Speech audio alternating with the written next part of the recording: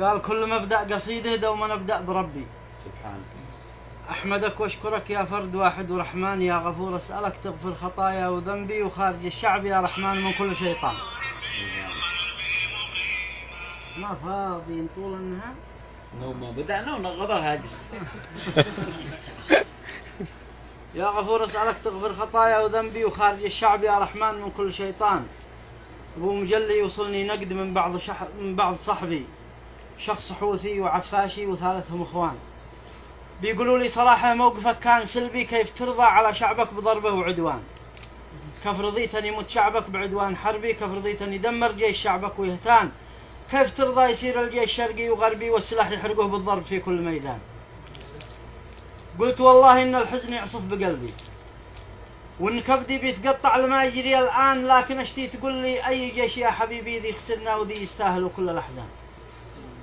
لكن أشتي تقول لي أي جيش يا حبيبي ذي خسرنا وذي يستاهلوا كل الأحزان. قصدك الجيش ذي فلت حميد القشيبي، قصدك الجيش ذي فكه لصعده وعمران، قصدك الجيش ذي سلم لكم من مكبي 5 أنفار بتشل القيادة والأركان، بيجوا 2 واحد منهم فوق صعبي يستحلوا له كامل بلا أي خسران.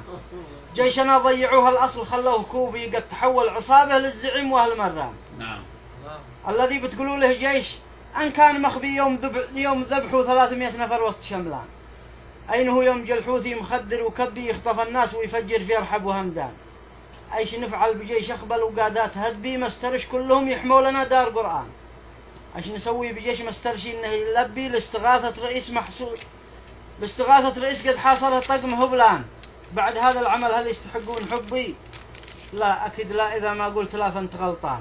والسلاح الذي وجه إلى صدر شعبي لحرقوه أحرقوه ما ناش نادم وزعلان. والسياسة إذا ضاعت فما هوش ذنبي، أنتوا اللي جعلتوها تصير في خبر كان، لأن صالح وعبده صدق من غير كذب سلموا ما معانا من سياده الإيران. الحوثي مش عبد الدنبوع مشاهد. سلموا ما معانا من سياده الإيران. أشتي أسأل سؤال، إيران وش دخلها بي؟ ليش واصل بتدعم كل مؤذي وشيطان؟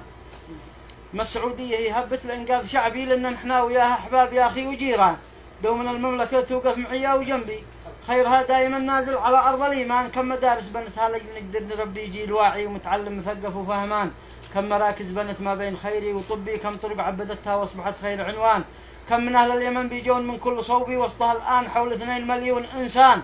باختصار قل بطول الصوت واعلن ونبي، قد حذات الرياض عندي ولا وجه طهران. قد حذات الرياض عندي ولا وجه طهران، أيها العاصفة ثوري عليهم وهبي، وارفعي مننا أسماء تحية لسلمان، والصلاة والسلام في الختم من كل قلبي، تبلغ المصطفى المختار من نسل عدنان. ما شاء الله عليك.